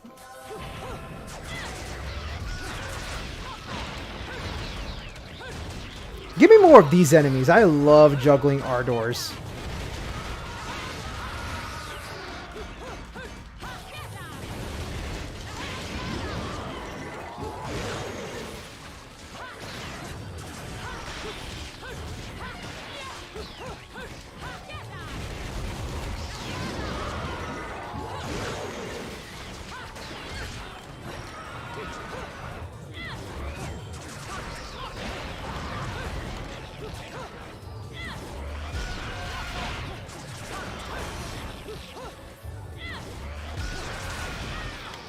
Damn it.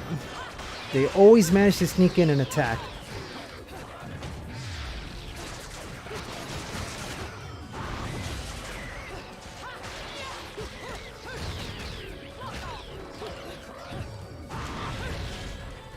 Oh god, I hate that move.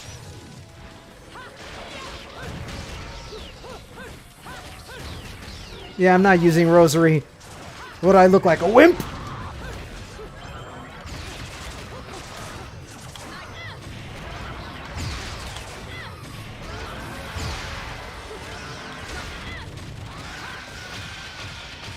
That was actually a pretty cool counter. Like, I got a perfect parry, but since there's no witch time, it didn't matter. All I could do was heal at that moment.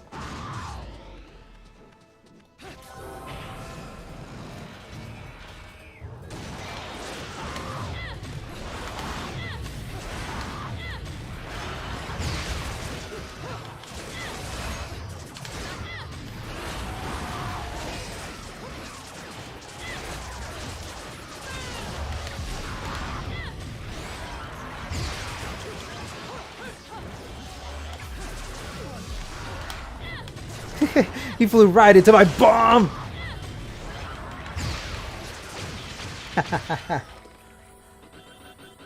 Oh, absolutely I'll get Splatoon 3. Listen, like, Splatoon is another franchise that I really like. And my brother adores Splatoon a lot. He loves it. He grew up on the Splatoon franchise. Like, I think it was in middle school when Splatoon 1 came out. And he already graduated. He's already 19 years old, and he adores the Splatoon franchise. So when he got his own Switch, I made sure that I would buy Splatoon 2 for me and for him so that we can team up every weekend playing online, doing salmon runs. That's what we've been doing in our spare time. Like, whenever I'm not playing games by myself, I'm playing games with my brother. And my brother and I, we always do co-op stuff, whether it's Splatoon, whether it's Cuphead, whether it's Contra. We love playing games together.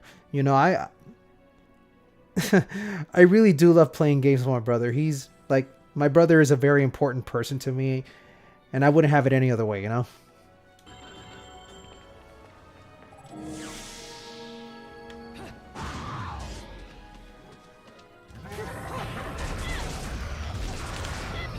Actually, speaking of Cuphead, my brother and I have been doing S-rank videos for the DLC for Cuphead. Because I want to try to post a video on YouTube of a co-op S-rank run for the DLC maps. Because as far as I know, no one has uploaded that yet. So I want to try to be the first to upload that. My brother and I, we already S-ranked the Giant. We already S-ranked the Wizard. We S-ranked the Spider. All we're missing is the dogs in the doggone dogfight and Chef Saltbaker. That's all we're missing. If we can get an S-rank video for those two, I'll be able to put a compilation of all the DLC characters being defeated without taking a single damage. It hasn't been easy. And we already dread the moment we start fighting against Chef Saltbaker, because on expert mode, he is ridiculous. And now we got to make sure to play perfectly in co-op, making sure not to get hit by Chef Saltbaker. That's a lot of work. But we're trying to get there.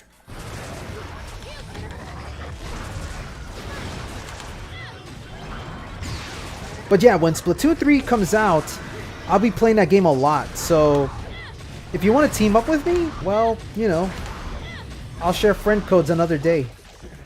Or you can join my Discord group and you can get my friend code there.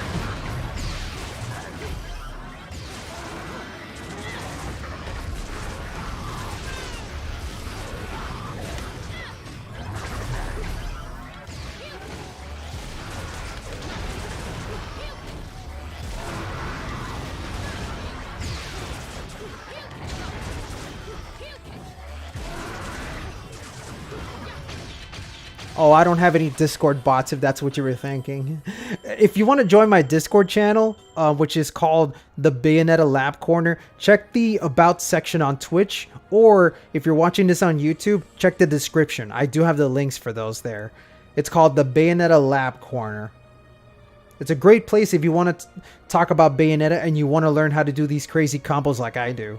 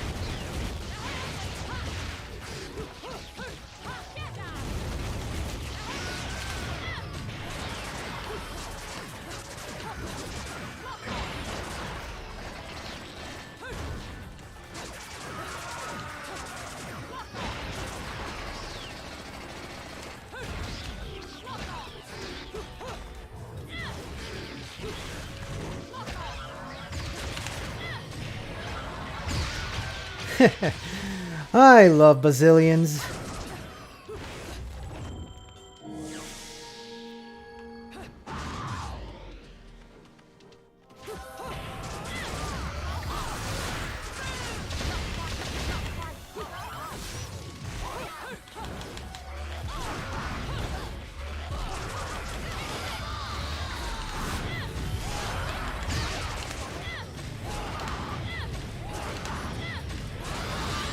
Ah, come on! You snuck up behind me, you son of a bitch!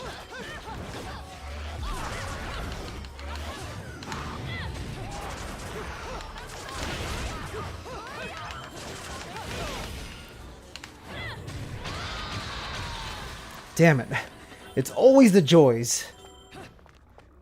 Like I said, Joys are the only enemies, as far as I know, that are able to attack you off screen. All the other enemies, they actually behave well with the camera.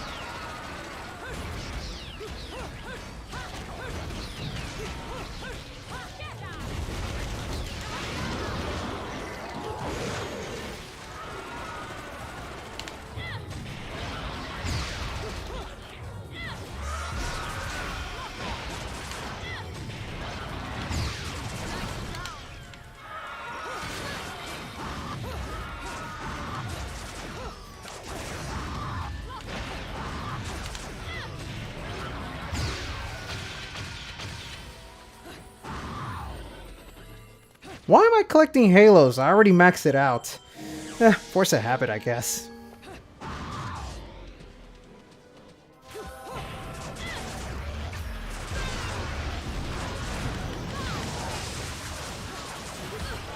Ah, oh boy. Oh, no, no, no. I'm about to get my ass handed to.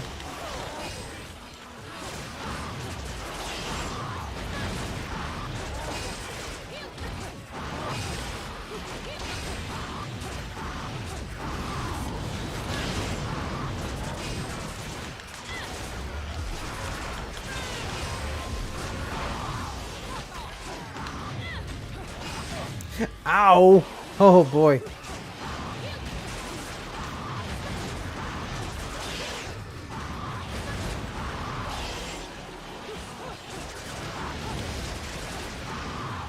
Jesus! These guys are fast! But Big Bird is faster too! I don't know if you guys are aware of that meme. There's a picture that never fails to get a chuckle out of me. But it's a picture of these kids running and Big Bird is running behind them. And the caption says, "The kids are fast, but Big Bird is faster." I fucking love that picture. It's fucking hilarious.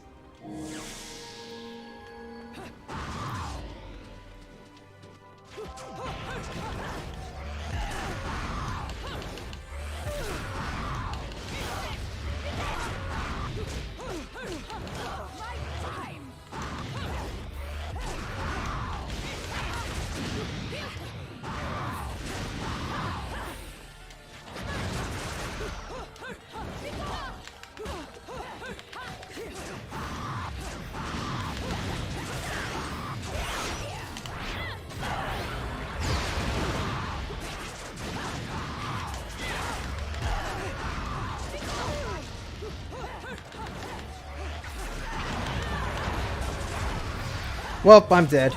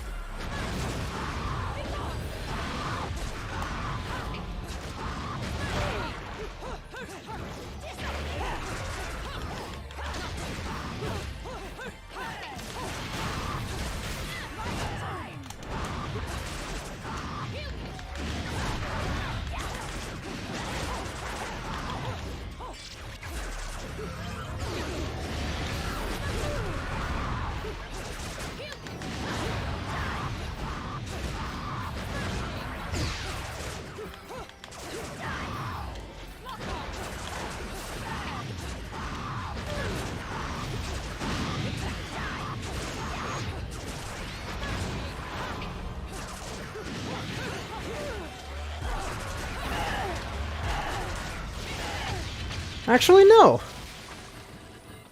Huh. Somehow I survived that. Look at the pixel health that I have right now. Look at that pixel health. Okay, well. The next fight is Bayonetta. So, let's see if I can make this work. If I make a single mistake, one tiny eensy weensy mistake, it's all over. And we certainly don't want to make any mistakes here, you know? I only wish I could at least get one sliver of health. Just one sliver, you know? Let me see. I have Starved Dineta. I have Muna Mahakala. I have... You know what? Just to be safe, let me also put... Actually, no. I'll put Shiraba on that one. Oh, God. I shouldn't be so exasperated, because even if I lose, it's not a huge deal, because I've already beaten this before.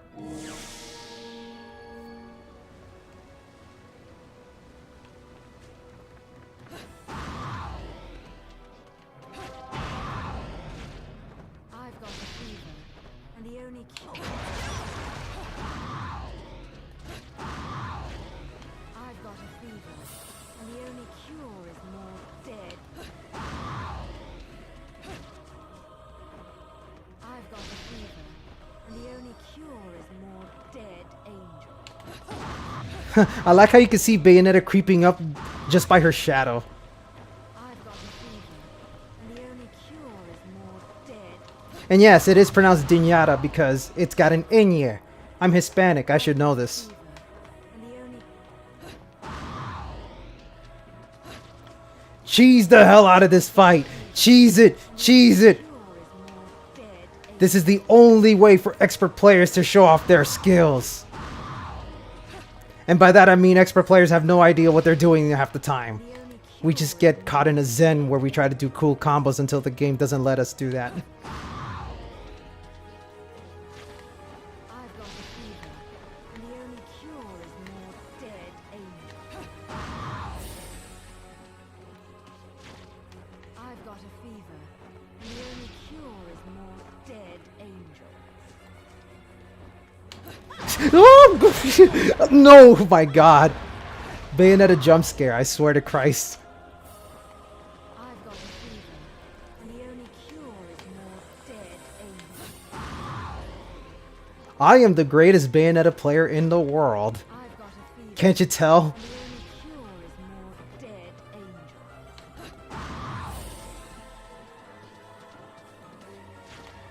I've got a fever, and the only Okay. I think I have enough health. Let's make this work.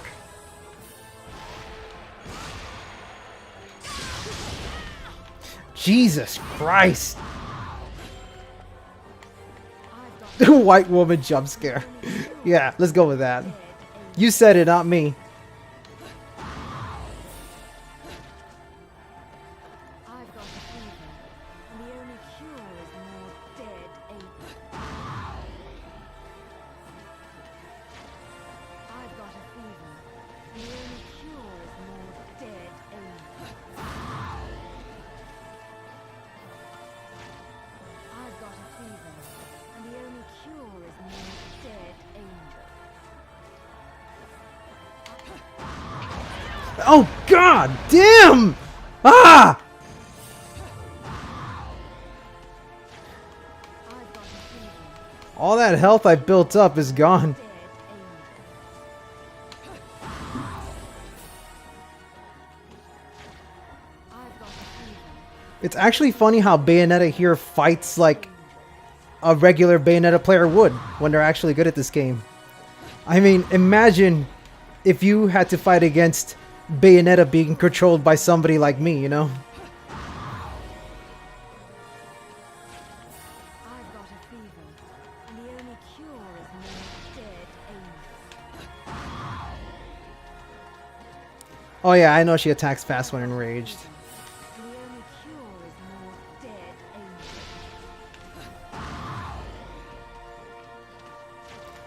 I've got a fever, So what I'm gonna do is I'm gonna try to build up as much health as I can, and then probably run away for a little bit, let Bayonetta cool off for a second, and then I can start attacking her. I've got a fever, and the only cure is more dead. I've got a fever, and the only cure is more dead angels. Okay, maybe I can make this work now.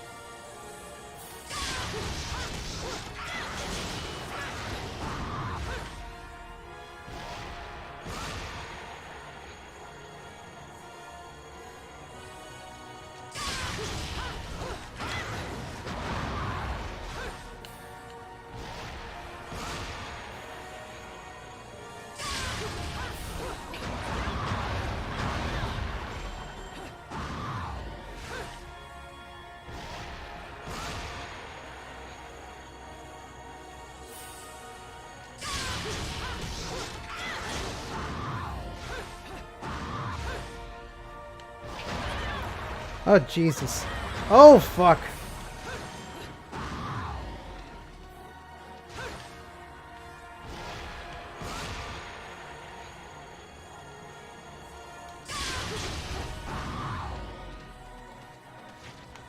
I've got a fever, and the only cure is more.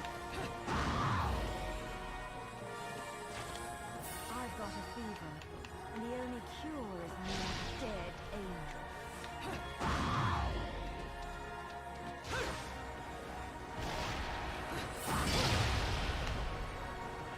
I've got a fever.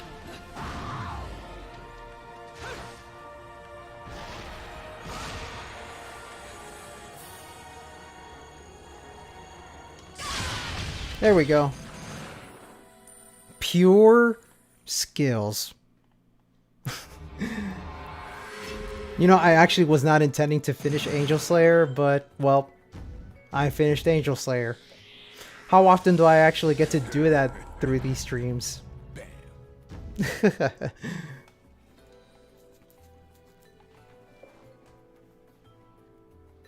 No, I know you can use it multiple times, but Bayonetta is able to escape from the first hit real fast. Nah, I am not updating that trophy. Well then. Oh hey, angel attack. Might as well get some bullets.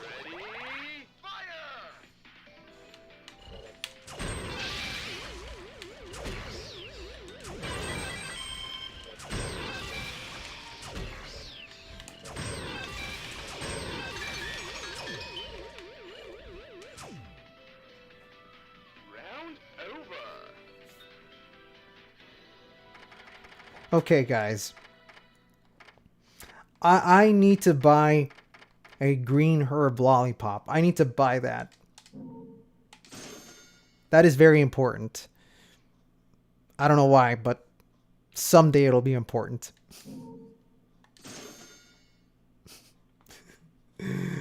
Anyway, guys, I thank you all for coming in to watch this random stream I decided to do tonight.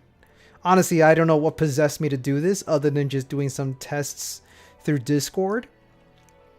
And I seriously was not expecting a lot of people to show up tonight.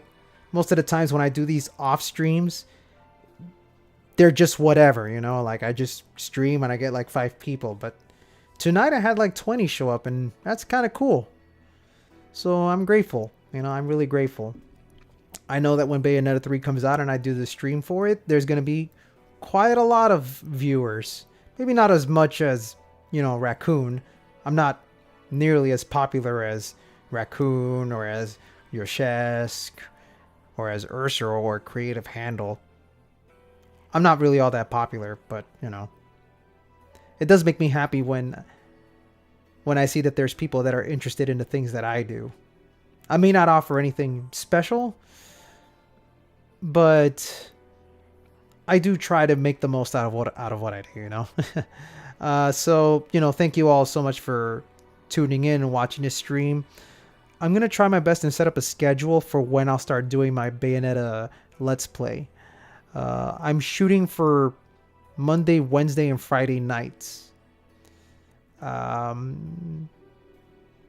Unfortunately, my time for playing games is already cut short because, you know, I have a desk job and I have, you know, this thing called a life where I have to sort of do things that's keeping me away from playing games. Like, I gotta go to work. I gotta eat well. I gotta exercise. Every day I'm going out for a jog. I come home. I gotta cook my meals. I gotta get all things ready. I gotta shower. And then when I finally sit down, it's like 11 at night. And it's like, well, fuck. Do I even have time to play games? Well, hopefully in the future I'll be able to do more of these kinds of streams. Like I said, I do intend on making a full Let's Play for Bayonetta 1 and 2. So until then, I'll catch you guys on the flip side. And like I said, please, if you haven't already, check the description at the bottom of this video and at the bottom of the Twitch stream. There is a link for a Discord group called the Bayonetta Lab Corner. If you want to learn how to play Bayonetta like I do, go ahead and check out that channel. It's also a great place to talk with other players who enjoy playing stuff at a high level, you know, on a high level. Wow, my mind just drew a blank.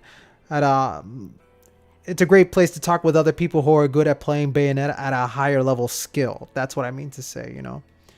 Do you have plans to make advanced combo tutorials for Bayonetta 3? I plan on trying my best to cover Bayonetta 3 the best way I can. If I discover anything cool with the game that's worth sharing, I will make videos showcasing what the game has to offer. Until then, I'm not entirely sure if I'll be able to cover the game as much as other people will. I'm sure there's going to be so many people that'll beat me to the punch. You know, I know Raccoon is already like productive with all his stuff, and so all the people are just going to go flying at his videos. And I'm sure Yoshesk will also be doing her her retrospective on the matter, so I don't know. I'll look into it. I definitely will make tutorials if there's anything worth sharing, you know? But yeah, that's all I got to say. Thank you all so much for catching the stream. I will see you all again another time. But until then, stay wonderful.